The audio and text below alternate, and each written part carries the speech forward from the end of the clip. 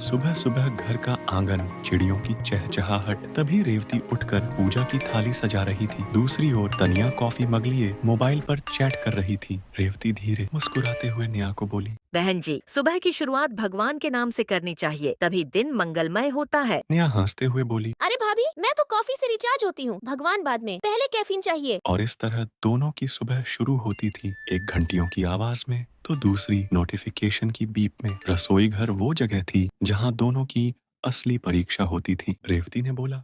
खाने में आज मैंने आलू पराठे बनाए हैं, दही के साथ खाइएगा। नेहा हंसते हुए बोली। पराठे? अरे नहीं भाभी, मैं तो डाइट पर हूँ। मुझे ओट्स और सलाद चाहिए, वरना कैलोरीज बढ़ जाएंगी। रेवती ने बोला। परिवार का पेट भरना जरूरी है बहन जी, कैलोरीज गिनना नहीं। नेहा बोली। भाभी, पेट भरना है तो जिम का मेंबरशिप ले लो, पराठों से नहीं। एक दिन घर में मेहमान आए। अब बहुओं का असली इम्तिहान था। रेवती ने बोला। नमस्ते चाची जी, पाँव छूती हूँ, कैसे हैं आप? नेहा बोली। Hi aunty, looking stunning. आपका हेयर कट बहुत कूल है।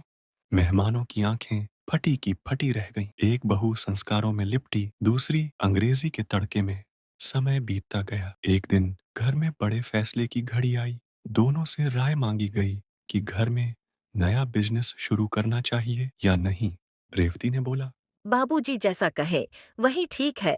बड़े बुजुर्ग जो निर्णय ले वही मंगलकारी होगा। नेहा बोली। देखिए, हम औरतें सिर्फ घर नहीं संभाल सकती, बिजनेस भी चला सकती हैं। मेरी राय है, हमें नया बिजनेस शुरू करना चाहिए। रिस्क लिए बिना सफलता नहीं मिलती। बड़ों की आंखों में पहली बार मॉडर्न बहू की बात की चमक दिखी। एक दिन घर में संकट आ गया। अचानक बाबूजी बीमार पड़ गए। रेवती ने बोला। भगवान जी सब ठीक करेंगे, मैं व्रत रखूंगी। नेहा बोली।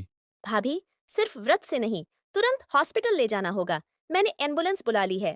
तभी सबको समझ आया कि दोनों का अपना अपना महत्व है। रात को दोनों बहुएं आंगन में बैठी। रेवती ने बोला।